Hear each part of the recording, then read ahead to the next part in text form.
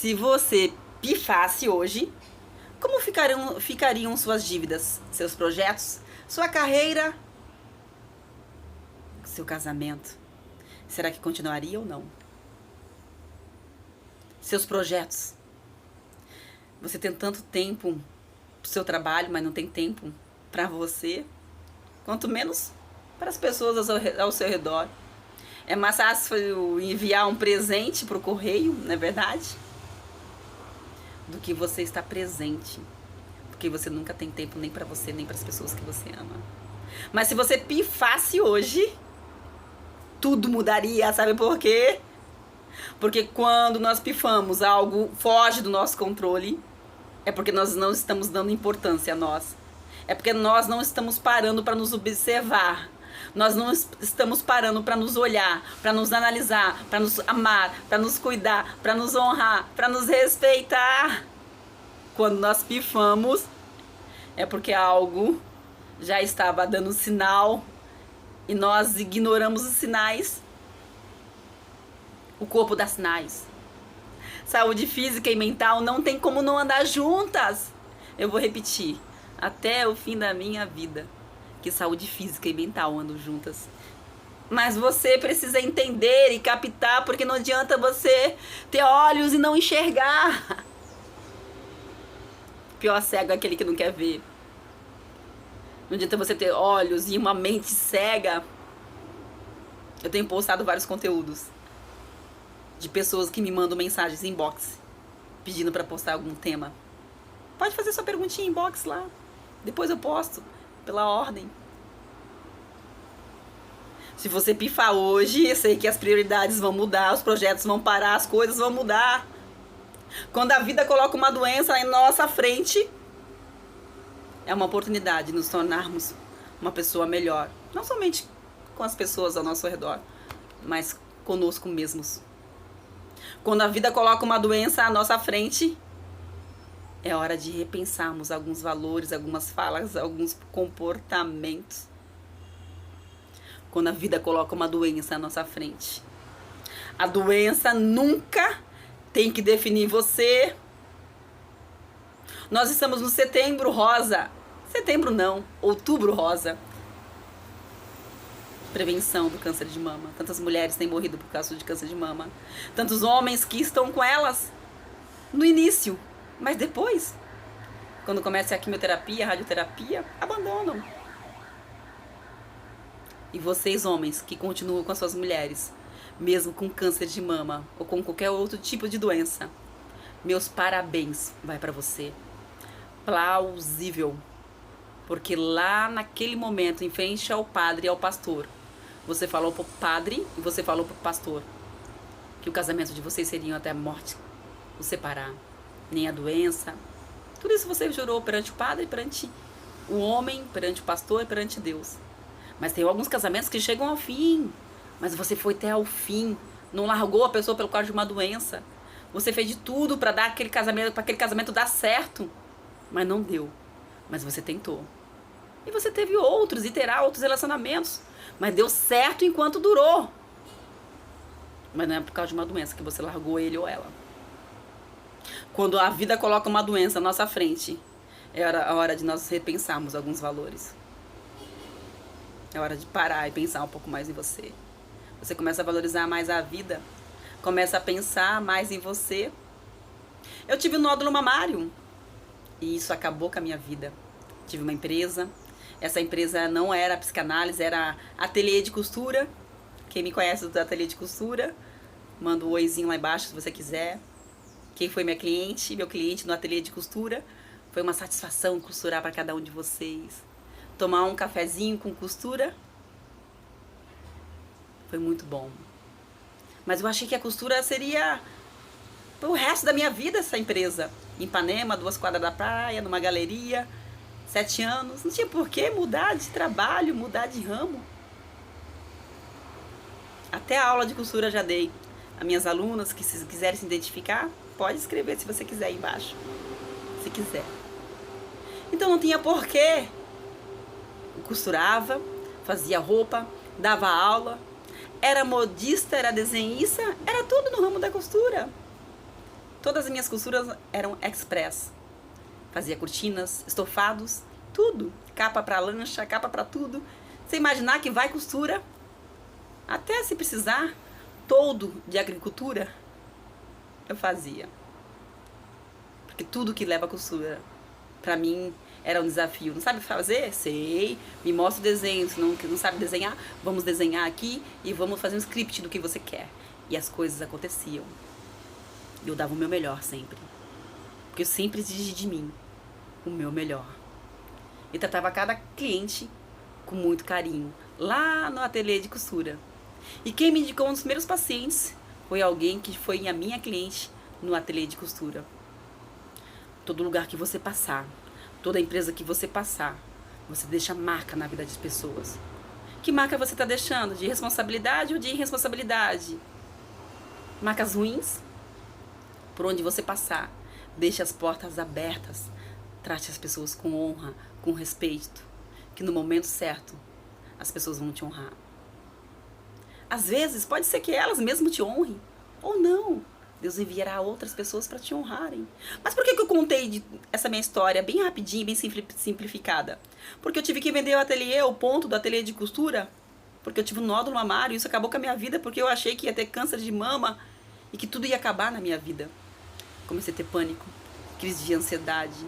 Comecei a ter dor na alma por não aceitar que cada vez mais aquele nódulo estava aumentando.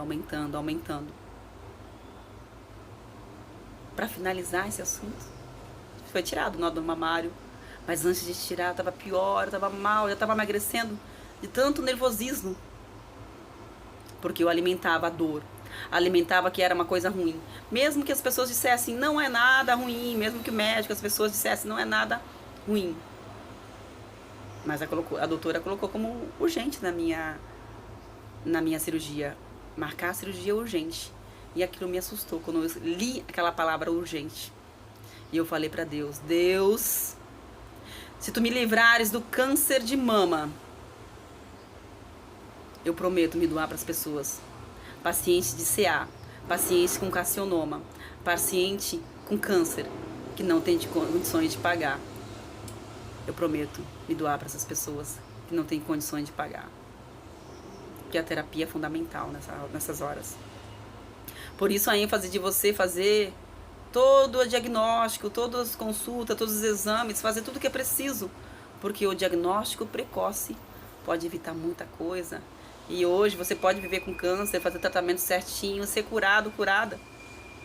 Câncer de mama é o que mais mata. E eu fiz a cirurgia do câncer de mama, do nódulo mamário. Tirei o nódulo mamário, tem o peito, tem tudo aqui, tá tudo certinho. Mas isso acabou com a minha vida naquele momento, porque eu deixei aquilo me alimentar, me inflar. Mas Deus usa os momentos difíceis para nos moldar, ensinar algo. Quando a vida te coloca uma doença, é porque algo a gente está ignorando, algo a gente precisa aprender, algo que a gente precisa passar, algo que a gente precisa entender. Eu não olhava mais para mim, eu precisava de mais humildade. Eu estava bastante orgulhosa com a família, com os familiares, com algumas pessoas ao meu redor. E essa doença do nódulo mamário quebrou o meu ego, o meu orgulho. E eu comecei a fazer o caminho de volta, reconstituir tudo que eu precisava reconstituir, ressignificar tudo que eu precisava ressignificar. E bati em cada porta e abri cada porta. É difícil pedir perdão. Engoli seco. Como é difícil pedir perdão. Ih, que difícil. Ufa, pedir perdão, principalmente quando não foi você o errado, a errada. Oh, dificuldade. Mas eu engoli seco.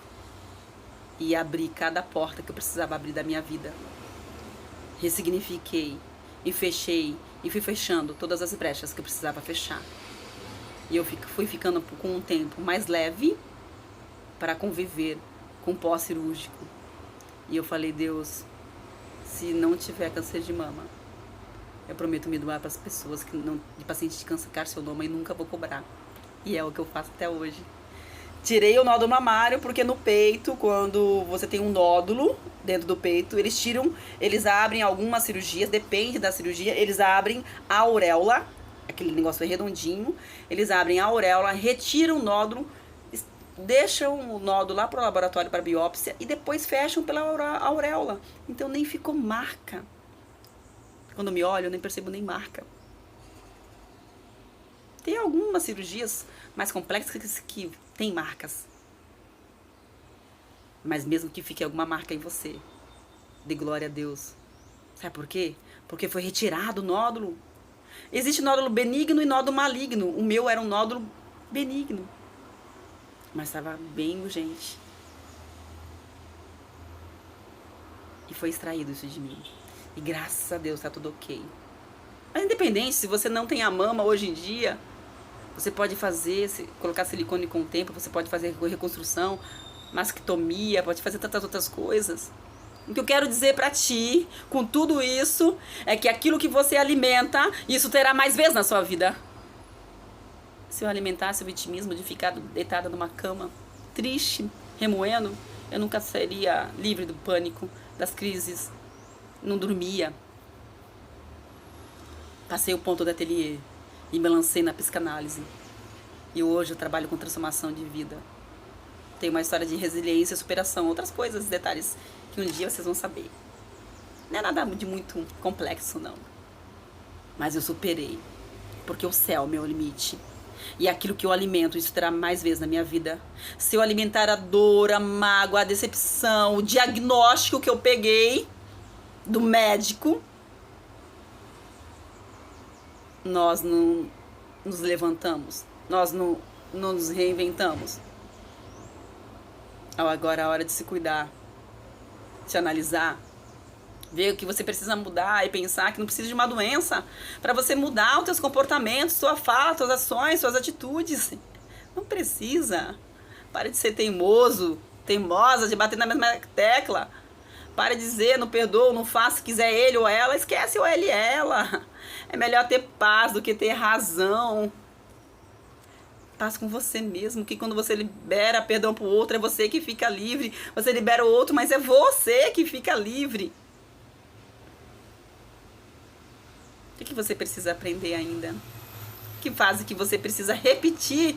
Que ciclo que você precisa repetir ainda? O que você continua ignorando ainda? Quanto antes você parar de ignorar o que você precisa ignorar, quanto antes você olhar para dentro de você e ressignificar o que você precisa ressignificar, melhor será para você. Como Moisés passou 40 anos em volta, em círculos, e não chegou à terra prometida, você não precisa ser igual a ele. Você não precisa ver outro sofrendo, outro que passou, outro que fez, aconteceu, e passar pelo mesmo caminho, não. Você pode ser mais esperto e falar, não, poxa, vamos repensar. Nós não fomos criados, não fomos ensinados, na verdade, a nos autoanalisarmos. Nós estamos acostumados a analisar o outro, a olhar para o outro, e não olhar para dentro de nós. O ciclo se repetirá. A história se repetirá. Enquanto você continuar ignorando a lição que você precisa aprender.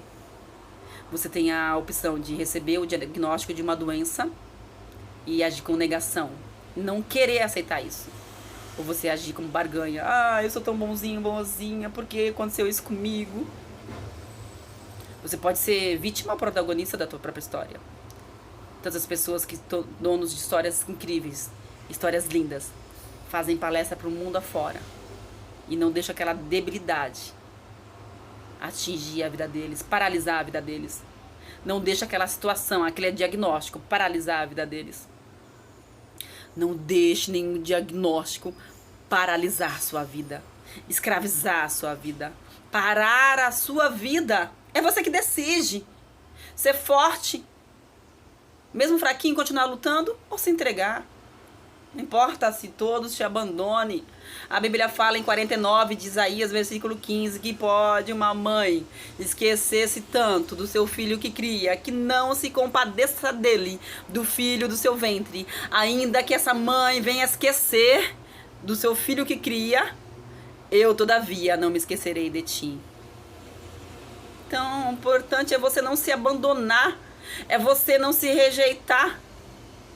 Mesmo que as pessoas ao seu redor te rejeitem. Não olhem para o que fizeram com você, quem fez.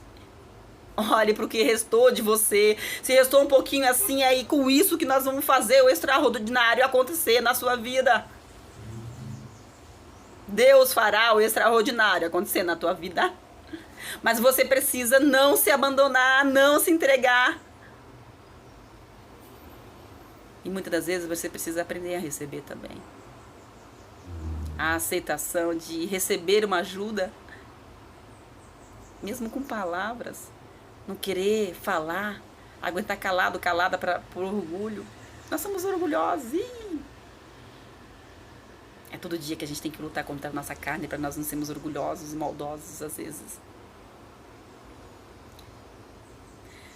Quero terminar com uma única palavra, que eu já falei, vou repetir, porque o nosso cérebro funciona por repetição. A fase, a história, o ciclo vai se repetir na tua vida, a prova vai se repetir na sua vida, enquanto você continuar ignorando aquilo que você precisa aprender.